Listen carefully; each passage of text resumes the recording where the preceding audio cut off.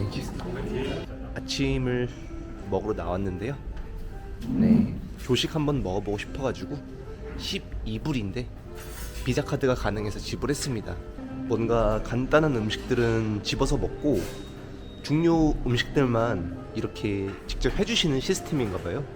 제가 제일 먹고 싶었던 빵하고 시리얼, 이게 너무 그리웠다 아닙니까? 그래서 오늘 계획은 어떻게 되냐면은 수영까지 하고 딱 체크아웃 하면 될 것 같습니다. 키링필드 박물관 갈까 말까 고민 중이에요. 지금 리에를 다 써가지고 또 그런 현금을 뽑아야 돼서 아무튼 맛있게 먹겠습니다. 어씨, 이렇게 버터가 얼어있으면은 어떡해?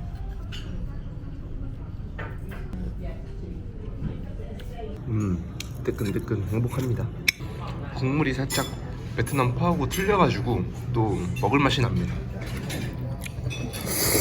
수영하러 나오면서 다시 한번 마지막으로 집에 가기 전에 푸놈펜을 둘러봅니다. 이쪽에는 공사 중인 건물들이 많은데 또 뭔가 중국 업체에서 이렇게 건설을 진행 중인 거를 볼 수 있습니다. 근데 최근에 다낭에서 그 호텔 수영장에 들어갔다가 감전사를 당하신 한국인 뉴스를 본 적이 있기 때문에 이런 데 들어갈 때마다 좀 불안합니다, 솔직히.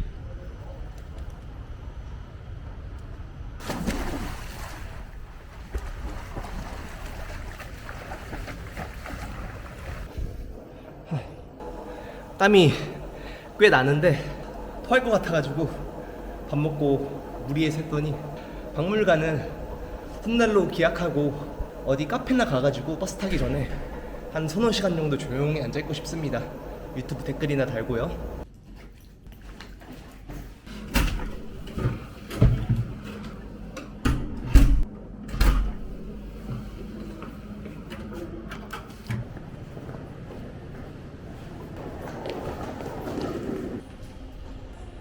다시 밴 오피스로 가서 짐을 풀고 그 카페로 가보겠습니다. 결국 심카드 없이 이렇게 와이파이로만 생활을 했네요. 참말로 뚝뚝에서 시작해가지고 뚝뚝으로 끝난 아주 멋진 스미상관의 캄보디아 여행이었습니다. 박물관은 안 가는 게 살짝 마음에 걸리긴 하는데 기회가 있을 테니까요. 그리고 거기 가면은 얕은 지식을 자랑해야 되기 때문에 설명충 돼가지고 영상 분량이 늘어나서 안 되겠습니다. 다시 왔습니다. 여기다 짐 맡기고 커피 마시러 가야 되는데 마음이 불편하네. 아, 박물관 가야 되나요?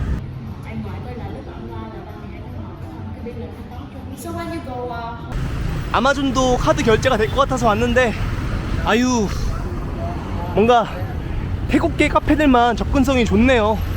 아세안 국가들은 서로 이렇게 수수료를 안 받는구나. 커피 마시려고 은행을 손오고 돌아다녔습니다. US 달러 100달러 뽑으라고 해가지고 5만 리에 뽑았습니다. 얼마지 이게? 지금 와서 생각해보니까 내가 병신인 게 벤탄 시장에 갔었거든요. 리에를 살려고. 근데 그게 아니라 베트남 동으로 그냥 미국 달러를 샀어야 됐네. 한 200불 정도. 그러면은 딱 좋았을 텐데. 아무튼 뭐 수수료 폭탄을 얻어 맞았지만은 그것보단 적게 썼으니까 넘기도록 합시다. 버스에서 6시간 이상을 버텨야 되니까 유튜브 프리미엄 한번 가입해 보겠습니다. 이번 달만.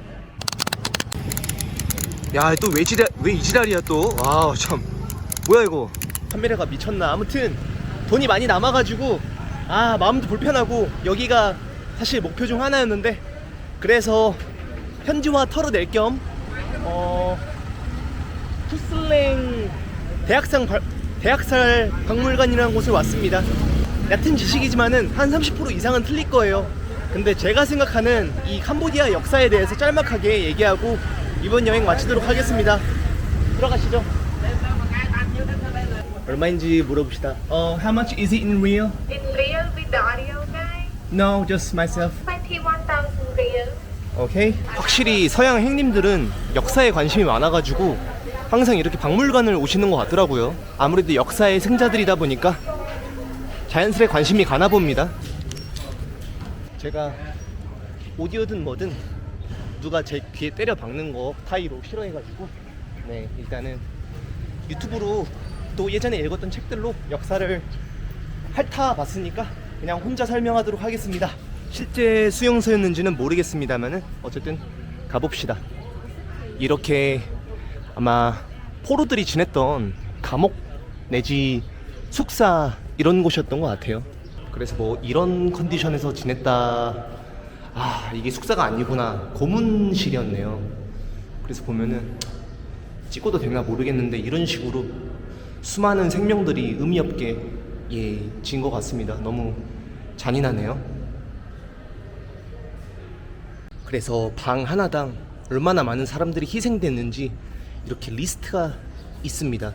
77년도, 78년도 이런 식으로 들어와서 아마 다 죽어 나갔겠죠. 사진도 사진이지만은 중요한 점은 이렇게 생각하시면 될 것 같아요. 베트남도 캄보디아도 공산주의잖아요. 그런데 호찌민이 조금 인성이 괜찮은 사람이라서 나라를 나름대로 잘 이끌고 아직까지도 추앙받고 있는 반면에 이 캄보디아에는 폴포티인지 아무튼 그 베트남 호찌민의 화신 버전이 있었어요. 이 사람은 걔 또라이인 게 이상한 사상에 사로잡혀가지고 그때 당시 인구가 800만 명이었는데 4분의 1인 200만 명을 모조리 그냥 죽였습니다. 그 이유가 이제 농부들을 위주로 나라를 재건축하겠다 해가지고 안경 쓴 사람, 좀 학구적으로 생긴 사람, 그 다음에 기타 전문직 출신 이유 없이 다 죽였습니다. 아무튼 여기는 비디오 촬영이 안 돼서 제가 아마 사진으로 첨부를 할 텐데요. 이야 진짜 200만 명이면은 사실 얼마나 많은 사람들인지 가늠도 안 되는 숫자이잖아요. 그런데 사진들을 보니까 정말 여러분들하고 저하고 다를 게 없는 어린 아이들부터 누군가의 가정이었을 사람들이 모조리 그냥 여기에서 형장의 이슬이 되어가지고 사라졌습니다. 이거는 지극히 제 주관적인 표현인데 저는 이 역사를 알게 된 이후부터 캄보디아에 대해서 되게 어렵게 느꼈던 것 같고, 뭔가 그 뭐라고 해야 되지? 이것만 알았기 때문에 캄보디아에 대해서 솔직히 여기 도착했을 때부터 피비린내가 진동하는 땅이다, 아직까지 그 상흔이 지어지지 않았다, 저는 그렇게 느꼈기 때문에 되게 불편한 감정이 있었어요. 그래가지고 그때 이후로 나라가 폭망을 하고 그 아픔을 100% 극복하지는 못한 것 같습니다. 확실히 캄보디아는 아직까지도 최빈국 중 하나이고요, 동남아에서 특히. 그 다음에 뭐랄까, 사람들의 표정을 보면은 뭔가 꿈과 희망이 안 느껴져요. 베트남처럼 역동적인 어떤 성공할 수 있다 이런 야망이 있죠. 또 그리고 우리는 아무리 의학의 기술이 발달했다고 해도 100년 남짓 못 살고 떠나잖아요, 이 세상을. 그래서 한국이 이렇게 부강한 나라가 된 게 영원하다 이렇게 느낄 수가 있는데 사실 그게 아니죠. 이 캄보디아도 옛날에는 고구려 마냥 이 인도차이나 반도를 호령하던 엄청난 강국이었습니다. 그때가 크메르 왕국이었는데요. 역사의 흥망성쇠를 따라가지고 주변에 있던 또 다른 강자들인 태국하고 베트남한테 여기저기 얻어 터지면서 지금의 캄보디아가 됐고요. 영토 자체가 좀 작아졌죠. 그리고 사실 사이공도 따지고 보면은 캄보디아가 잘 나갈 때는 이제 거기도 캄보디아의 영토였죠. 특히 그 크메르 왕국이 인구가 100만이 달했을 때는 유럽 런던 있죠, 그냥 시골 듣보잡 마을이었어요, 영국이. 근데 그 이후에 완전히 판세가 뒤집어져서 영국은 또 한 번 세계를 제패했던 나라가 됐었죠. 그래서 역사는 업앤다운이고 늘 이게 반복되는데 저희는 그 속에서 아주 극히 일부분을 살고 가다 보니까 그냥 지금 우리가 누리고 있는 것들이 영원하다 이렇게 생각하는 것 같습니다. 참 우리나라도 고생 뒤지게 많이 했는데 이제 그분들이 다 떠나시고 고생만 하시다가 우리 선조들이, 그래서 나는 참 그들이 읽어놓은 아주 꿀단지 그것만 빨고 사는구나. 저는 그렇게 생각을 합니다. 그래서 이런 것들은 또 뭐 정부가 잘 해야 되는 것도 있지만은 운도 따라줘야 되기 때문에, 물론 당연히 사람인지라서 선진국 국민으로서 좀 거만함이 고개를 들 때도 있지만은 그럴 필요 없다. 항상 그렇게 생각하고 있습니다. 왜냐면은 또 몰라요.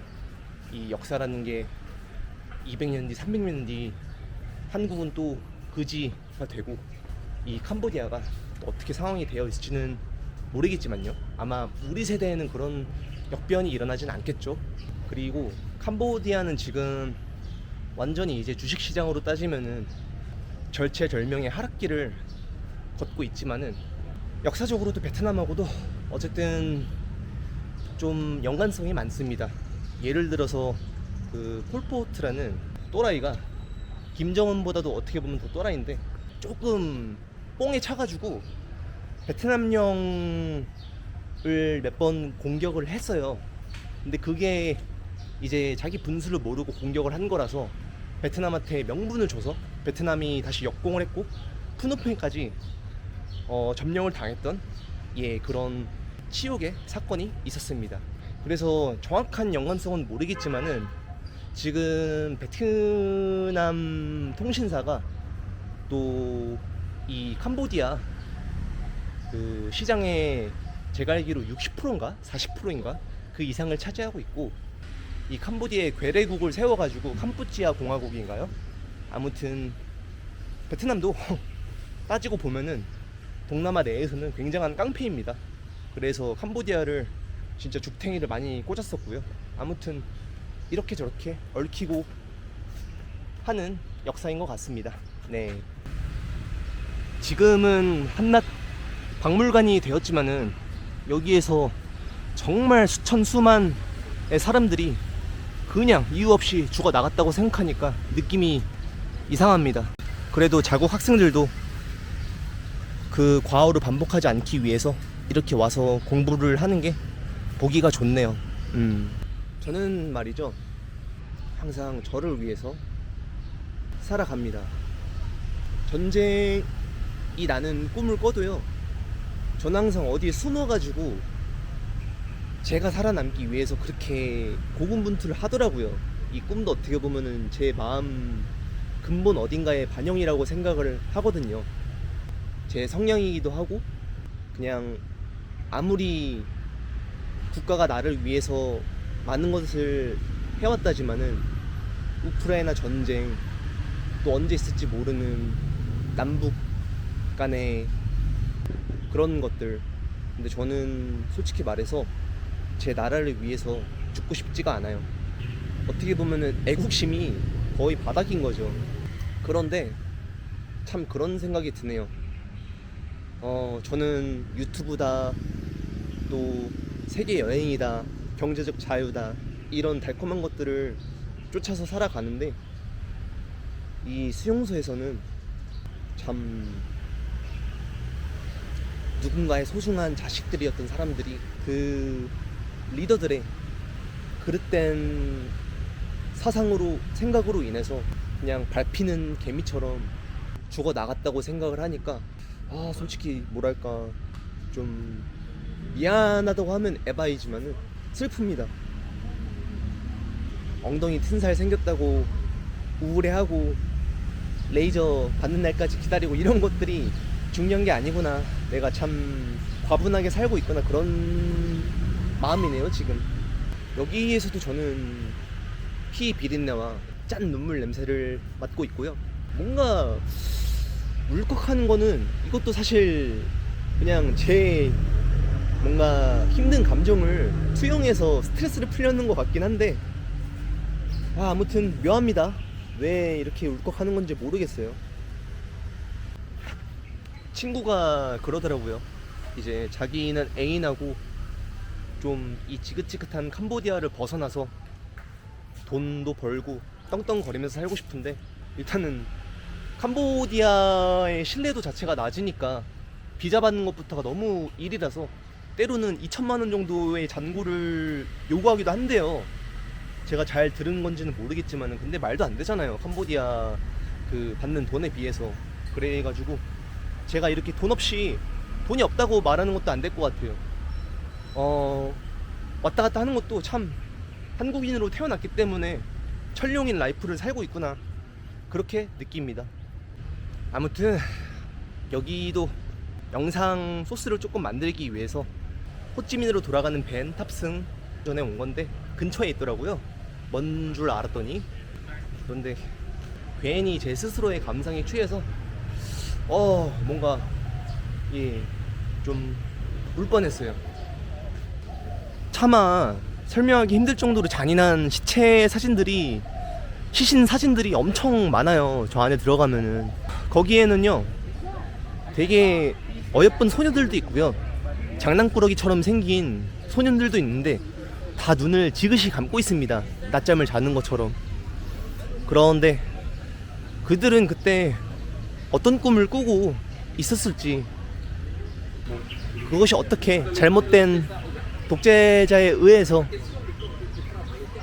철저하게 짓밟혔을지 감히 상상을 하지 못하겠습니다. 이디야 가서 커피 한 잔 자유롭게 마실 수 있는 것도 정말 수많은 희생을 통해서 얻은 우리의 특권이니까요. 너무 사소한 것들에 우울해하지 말고 오늘이라도 조금 행복하게 살아봅시다. 결론은 폴포트 10세끼. 일단 파스타나 먹어야 되겠다. 리에를 좀 많이 써야 돼요. 이게 숫자를 못 읽으니까 얼마인지 모르겠습니다. 지금 제가 가지고 있는 현금보다 비싼 것 같은데. 큰일이네. 만리엘이 2달러 전후래요. 15,500. 다행히도 40% 세일이라서 돈이 부족하진 않습니다. 맛있겠는데요. 근데 직원이 서너 명인데 잔돈 받는 것도 한 10분 걸립니다. 오케이. 다시 오피스까지 4,100 리엘이 나가니까 얘로 내고 생색 좀 냅시다. 900 리엘은 정말 푼돈이지만은 팁으로 거만하게. 오케이. 푼돈 정말 작은 돈 남아가지고 기분 좋게 다 드리겠습니다. 리엘은 화폐 가치가 어떻게 돼먹은 건지 항상 이렇게 지폐가 많아요. 엄청 소액인데도. 그래서 부자된 느낌입니다. 마지막 뚝뚝 탑승. 이제 호찌민으로 가야 합니다. 아까 유튜브 프리미엄으로 비디오를 거의 한 20개 다운받아 놔가지고 든든합니다. 잠은 잘 못 잘 것 같아요.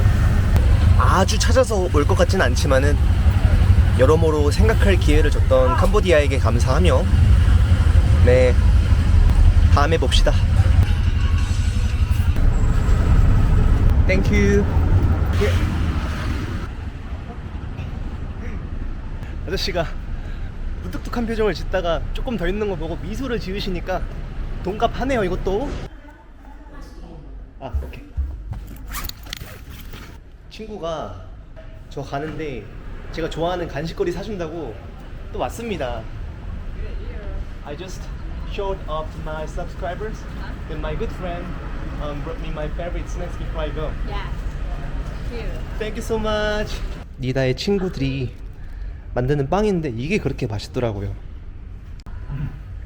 I always used to talk about a person, a good friend of mine who got stolen. This is the person I was always talking about. Like the main character of the story. Like at the time your iPhone was pretty new. It's 11, right? Yeah. And next day you say it's gone. Yes. When newbies come to Ho Chi Minh City, they don't believe in it until they experience it. Yeah. The same as me. After seeing you, I never take it out. But in other cities like Hanoi or Da Nang, it's very safe. Yeah. I heard a lot from my friend. You should go first. Yeah. Later. See you later. Yes. 친구를 먼저 보내고 저도 호찌민으로 가겠습니다. Bye, Nita.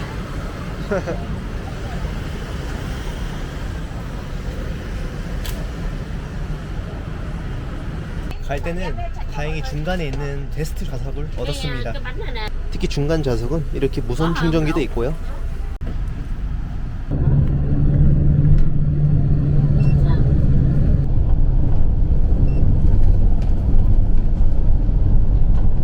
원래는 이런 버스들을 타고 다니시는데 저도 예전에 한번 탔었잖아요. 얘가 왕복이 70만 동 정도 할 겁니다. 네, 저거는 프라이빗 밴이라서 편도가 70만 동. 재입국 무비자 연장을 하기 위해서 기다리고 있는데 카메라가 잘 안 눌리네요. 큰일 났습니다. 다시 베트남에 도착했는데 저 중국식 건물 보세요. 역시 좀 다릅니다. 아무튼 이제 다시 밴에 타겠습니다.